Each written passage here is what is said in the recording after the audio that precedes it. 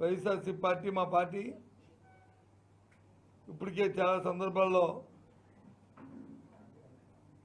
చాలా చాలా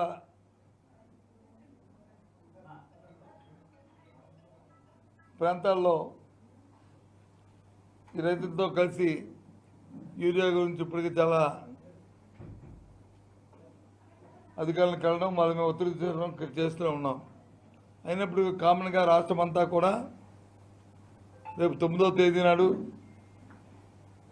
అన్ని ఆర్డీఓ ఆఫీసుల్లోనూ రైతాంగంతో రైతు సంఘాలతో కలిసి రైతుల కోసం యూరియా తాలూకా డిమాండ్ మీద వెంటనే ఫుల్ఫిల్ చేసి అందుబాటులో తేవడానికి ఒక కార్యాచరణ రూపొందించి 9వ తేదీన ఆర్డీఓ ఆఫీసులకి వినతి పత్రాలు ఇవ్వాలని మనం నిర్ణయించాం. మీ ద్వారా ఇప్పటికే ప్రకటించాం, మళ్ళీ ఈ విషయాన్ని చెప్తున్నాం. ఎందుకంటే సమయం ఇచ్చాం చాలా దగ్గర గత 15 రోజులుగా దీని మీద మేము ఏ సందర్భంలో ఎక్కడికక్కడ చెప్పుకొస్తూనే ఉన్నాం. ఫైనల్గా రాష్ట్రం అంతా కూడా ఒకే రోజు నాడు దీని మీద కార్యాచరణని రూపొందించిన విషయాన్ని మీ ద్వారా తెలియజేస్తున్నాం. అంటే ఒకటి కాదు రెండు కాదు, మనం చూసాం మన పక్కనే ఉన్న విశాఖ ఉక్కు ఆంధ్ర ఉక్కు అనే నినాదం. అదేదో ఒక విశాఖపట్నానికి సంబంధించిందే కాదు, యావత్ ఉమ్మడి రాష్ట్రంలో ఆంధ్రులందరికీ కూడా సంబంధించిన ఉక్కు ఫ్యాక్టరీ. 32 మంది బలిదానాలతో వచ్చిన ఫ్యాక్టరీ అది. ఎంతోమంది పెద్దలు దానికోసం ప్రాణత్యాగాలు చేయడమే కాకుండా పోరాటాలు చేసిన నేపథ్యం. మాటలు చెప్తున్నారు మేము దాన్ని ప్రైవేటిజం చేయమని, కానీ చేతల్లో చూసిన ఇప్పుడే 32 డిపార్ట్మెంట్కి 9వ తేదీ నాడే వాటిని ప్రైవేటిజం చేస్తూ వాటికి టెన్లు కూడా పిలవడం జరిగింది. ఆయా డిపార్ట్మెంట్ అధికారులని అక్కడ తొలగించి అవుట్ సోర్సింగ్కి వచ్చి ఇవ్వడానికి వచ్చి పిలవడం జరిగింది.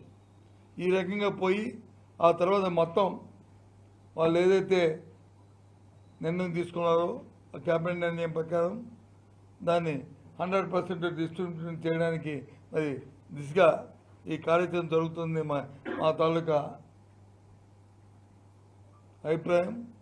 అందుకే పెద్ద ఎత్తున ఉద్యమం చేయాలని ఆలోచన చేస్తాం. ఒక కార్యాచరణ రూపొందిస్తున్నాం. మొత్తం శ్రీకాకుళం నుంచి తూర్పుగోదావరి వరకు అన్ని నియోజకవర్గాల ప్రజలను చైతన్యం చేసి విశాఖ ఉద్యమం ప్రైవేటిజం కోసం ప్రభుత్వ రంగ సంస్థగా ఉండడానికి త్వరలోనే ఆ కార్యాచరణ కూడా చేపట్టబోతున్నామని మీ ద్వారా ఈ ప్రాంత ప్రధానికి తెలియజేస్తాం. వారి తాలూకా సలహాలు సూచనలు ఎక్కడెక్కడే పెద్దలతో తీసుకొని మాతో వచ్చిన వాళ్ళందరినీ కలిసి ఈ ఉద్యమాన్ని పెద్ద ఎత్తున చేయాలనేది నిర్ణయించుకున్నాం. మొన్నటి రోజు 30వ తారీఖు నాడు పెద్ద ఎత్తున, ఆ రోజు 30వ తారీఖు నాడు అయితే 31 అనుకుంటాం, బహుశా 30. ఈ రాష్ట్రంలో కూటమిలో ఉన్న ముఖ్యమంత్రి గారు, ఉప ముఖ్యమంత్రి గారు అందరూ విశాఖపట్నంలో ఉన్నారు. కనీసం ఒక మాట దాని గురించి మాట్లాడరండి. వాళ్ళకి బాధ్యత లేదండి. ఎన్నికల ముందు వచ్చి పెద్ద పెద్ద మాటలు మాట్లాడారు. 20 మంది ఎంపీలు ఉన్నారు. మీరు ఉప్పు కారం తింటున్నారా? తినకపోతే మీ ఇంటికి వచ్చి ఉప్పు కారం ప్యాకెట్లు పంపిస్తాం, తినండి. తిని మీరు వచ్చి ఆ పౌరుషంతో మాట్లాడాలని చెప్పి సాక్షాత్తు పవన్ కళ్యాణ్ గారు అయితే మాట్లాడిన భాష, ఊగిపోయి మాట్లాడిన భాష ఇంకా చెవుల్లో గింగులు పెడుతూనే ఉంది. ఈరోజు ఏమైంది మీ పౌరుషం? ఏమైంది మీ 20 మంది ఎంపీలు, ఇప్పుడున్న 20 మంది ఎంపీల తాలూకా పౌరుషం? ఏం పవన్ కళ్యాణ్ గారు మరి ఆ ఎంపీలో ఉప్పు కారం తినట్లేదా? మీరు కూడా ఉప్పు కారం మానేశారా? మరి ఎందుకు దాని మీద మరి ఆలోచన చేసి మాట్లాడట్లేదు? మీ మీ విధానం ఏంటి? మీ కార్యక్రమం ఏంటి? దీని మీద డిమాండ్ చేస్తాం, దాని మీద మరి వారు చెప్పాలి. వీరే కాదు, ముఖ్యమంత్రి గారు, ఇవాళ కూటమి ప్రభుత్వం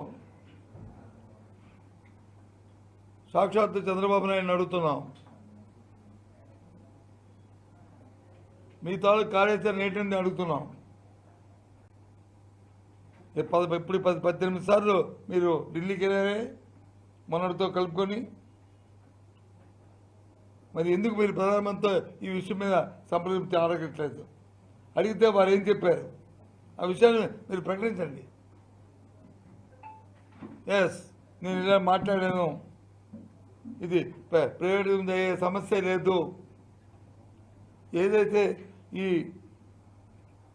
32 డిపార్ట్మెంట్ అవుట్సోర్సింగ్ చేద్దామో అవన్నీ ఆపుతున్నాము, ఈ టెండర్ ప్రక్రియ ఇవాళతో ఆగిపోద్ది అని చెప్పండి.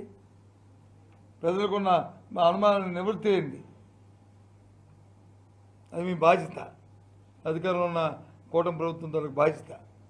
కానీ ఎక్కడ కొంచెం మేరలో ఆ అంశం ఎక్కడా కనిపించట్లేదు.